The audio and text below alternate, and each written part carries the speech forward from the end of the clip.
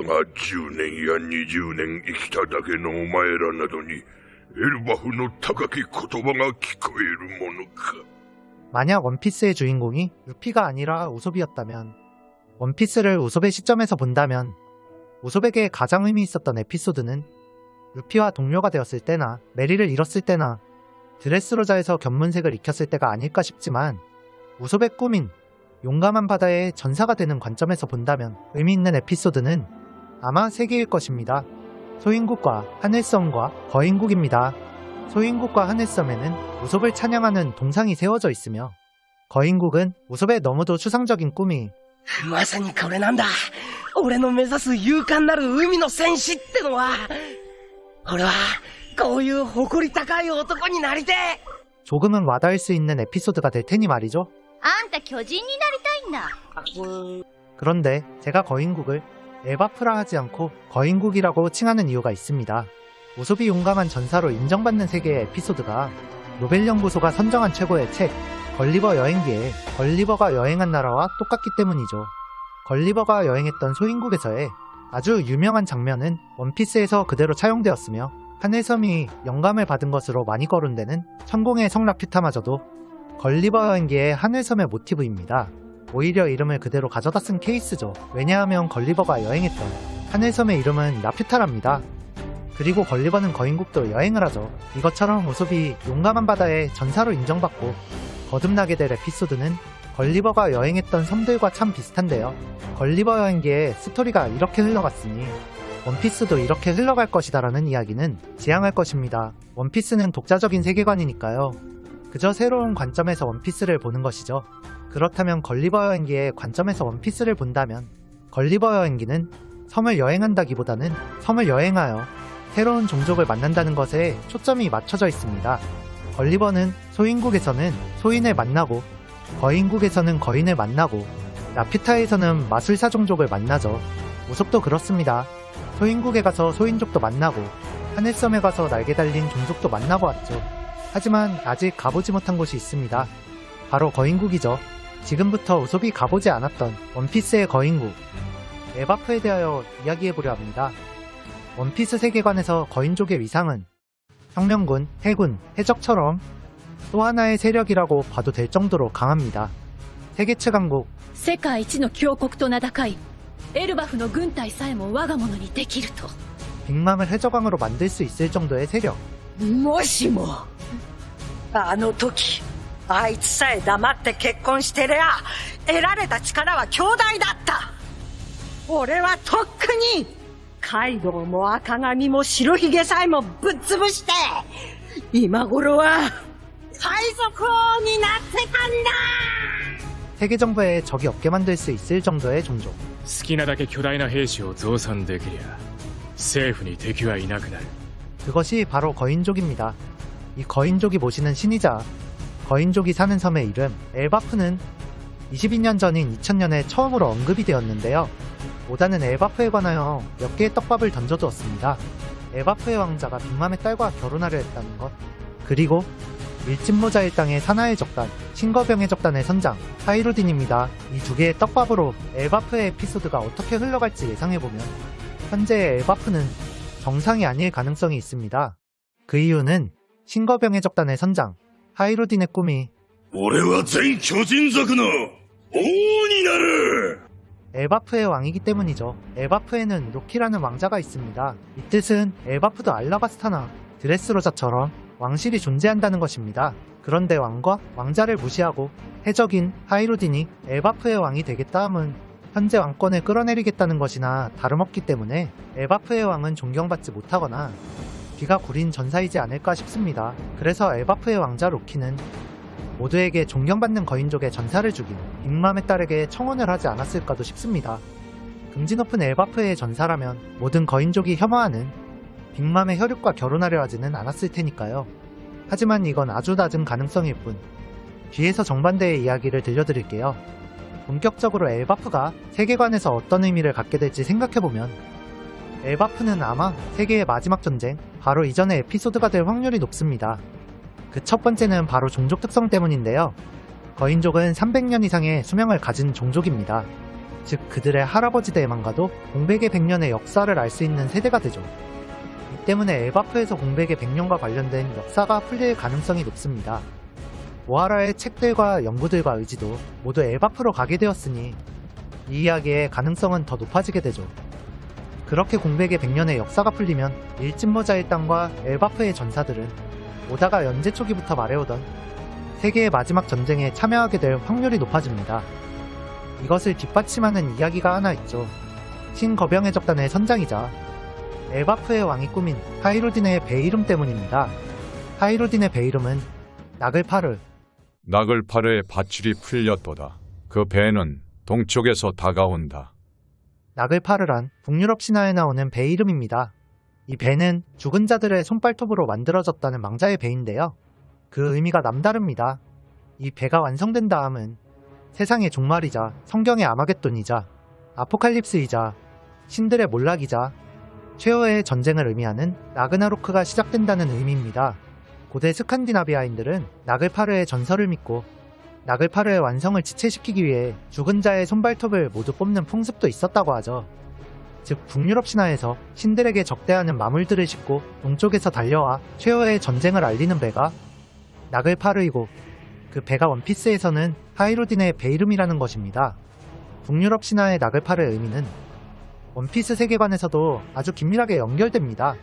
원피스 세계관에서 신은 천룡인과 이물을 뜻하며 원피스에서 동쪽은 루피가 태어난 바다의 방향이고 원피스 일권의 제목이자 루피가 태어난 섬의 이름이자 와노쿠니가 기다리는 여명의 의미이자 어인들의 자유를 상징하는 태양이 뜨는 방향입니다. 그리고 동쪽에서 나타난 밀짚모자 루피는 신들에 도전하는 최후의 전쟁을 알 사내이기 때문에 나글파르의 의미는 그대로 원피스 세계관에 직결됩니다.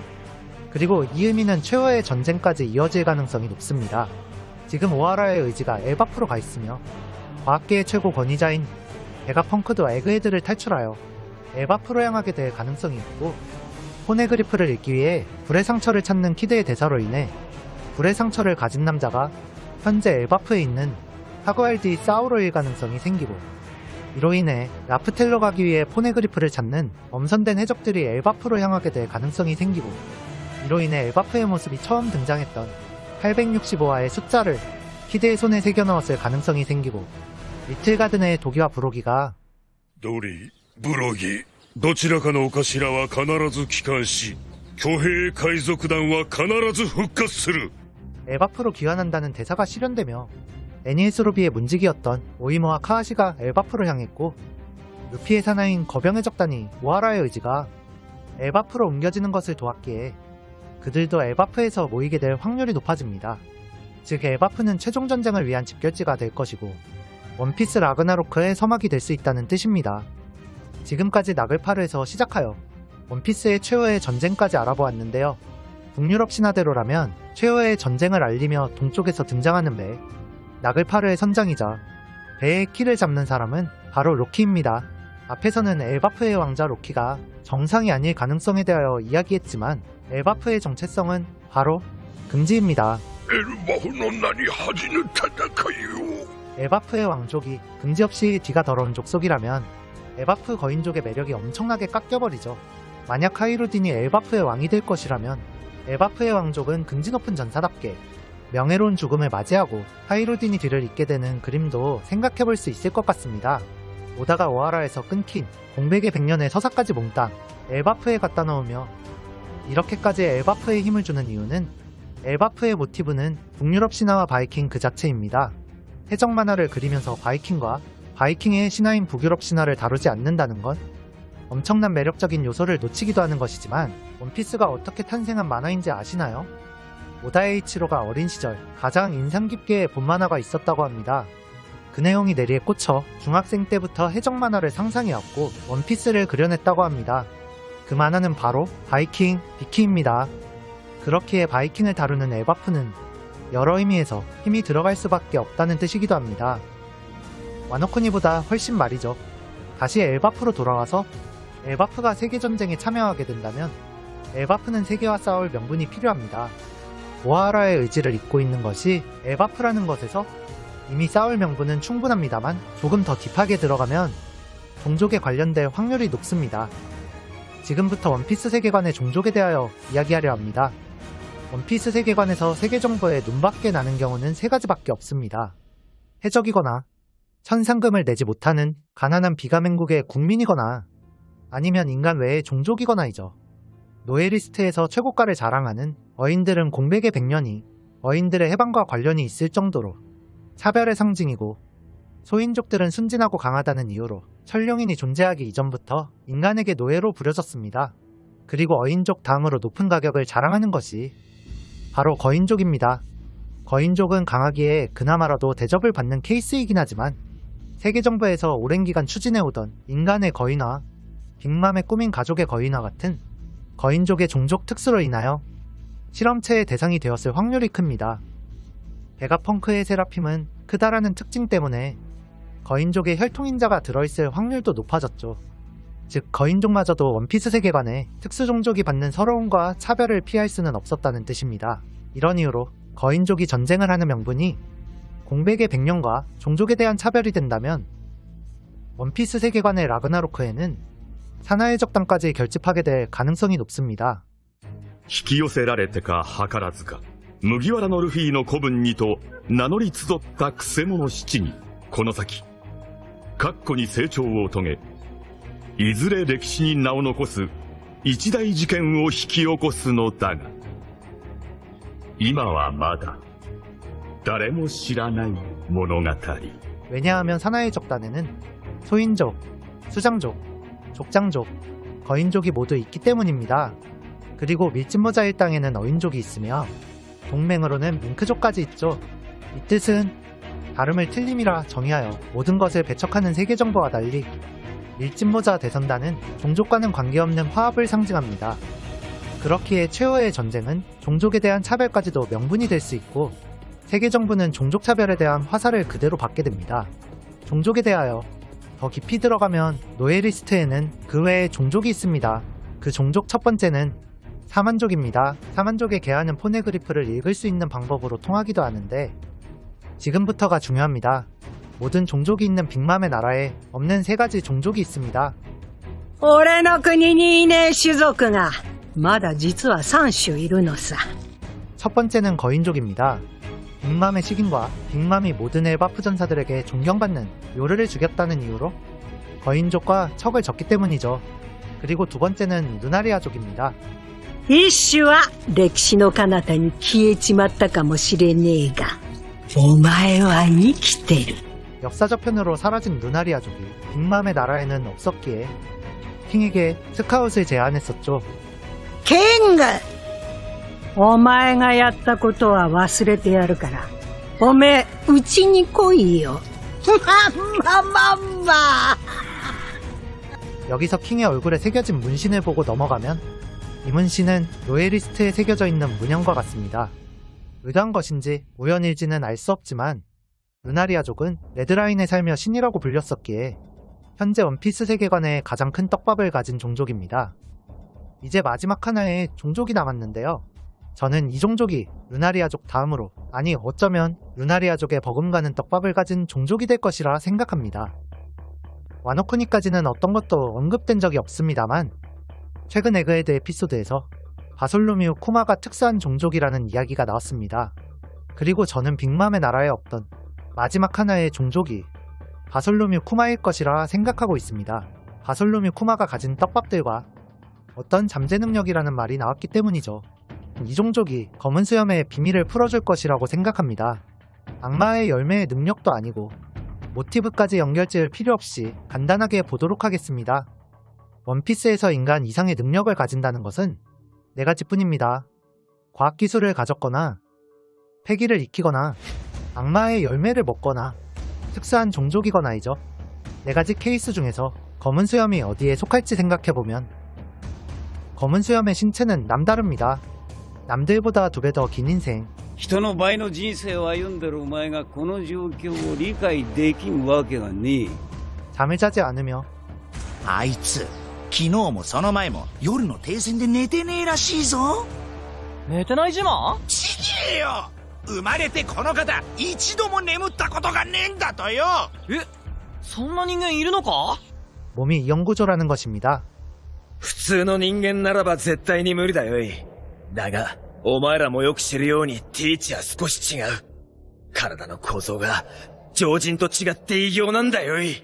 이 신체적 특성은 과학기술에도 속하지 않으며 폐기에도 속하지 않고 악마의 열매에도 속하지 않습니다.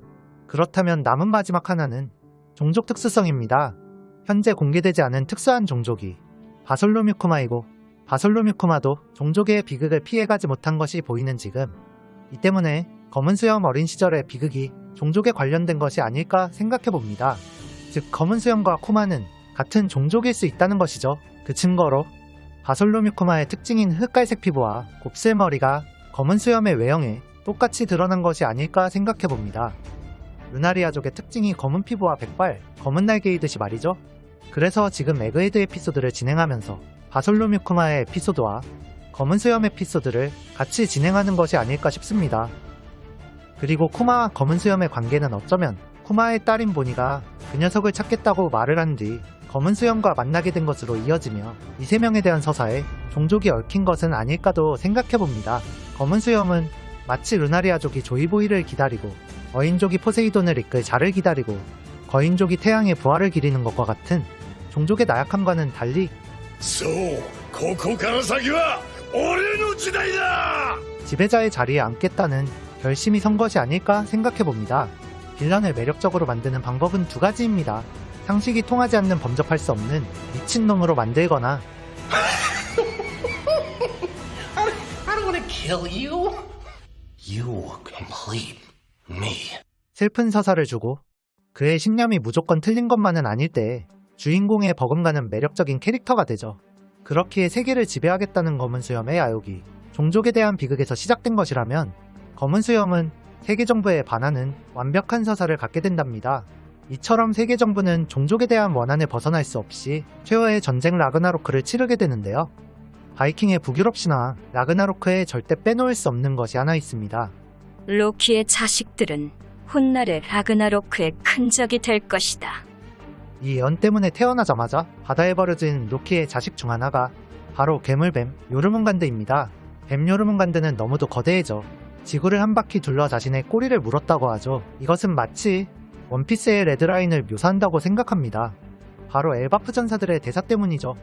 俺らに突き通せぬ者は血に染まる蛇のみよ 레드라인의 다른 이름은 붉은 흙의 대륙입니다. 지구를 둘러싼 뱀을 지구를 둘러싼 흙의 대륙이라 비유하고 피에 물든 것을 붉은 것이라 표현한다면 피에 물든 뱀은 붉은 흙의 대륙으로 비유할 수 있기 때문입니다. 이 때문에 원피스의 마지막 전쟁에 레드라인이 엮일 수 있게 되고 레드라인이 무너지고 4개의 바다가 하나가 되는 그림을 그릴 수 있지만 엘바프의 전사들은 피에 물든 뱀을 뚫을 수 없다고 합니다. 그렇다면 레드라인을 뚫을 수 있는 자가 등장하게 될 것이고 이 때문에 엘바프는 태양의 죽음과 부활을 기리는 동지제를 지내는 것이며 엘바프가 기다리던 태양의 부활이 바로 태양신 니카의 부활, 즉 조이보이의 부활, 그것이 곧 루피가 되지 않을까 생각합니다. 이렇게 엘바프에서 시작해 원피스의 최후의 전쟁을 바이킹의 신화, 북유럽 신화의 라그나로크에 빗대서 설명해보았는데요. 이 영상의 처음 시작은 우솝의 시점에서 시작을 했습니다. 그래서 마지막도 우솝의 시점에서 본다면 말이죠. 엘바프는 우솝에 너무도 어리고 뭘 의미하는지도 모르겠는 꿈이 어떤 의미인지 알 수 있게 되는 에피소드이기도 합니다. 오다는 인터뷰할 때 캐릭터에 대한 이야기를 많이 하지 않는데 우솝에 대한 이야기는 꽤 있습니다. 그 중에서도 가장 유명한 인터뷰를 가져오면 주변의 캐릭터들은 모두 초인이에요. 독자들은 우솝을 가장 가깝게 느낄 거라 생각합니다. 25년이 지난 지금도 우솝은 공백의 100년의 역사를 들으면 세계 정부에 제거될까 두려워하며 머리를 박으며 자해를 하고 취조당하면 작전을 모두 불 것이라고 당당히 이야기합니다. 어쩌면 우솝이 말하는 바다의 용감한 전사는 나약한 자신을 딛고 일어서는 자신의 성장이 아닐까 싶으며 이젠 많은 분들이 알고 계시는 우솝의 모티브로 쓰였던 이소부와의 양치기 소년 海賊が来たぞ海賊がビタ逃げろ海賊が来たぞ 이 이소부와를 영어로 하면 Aesop's Fable.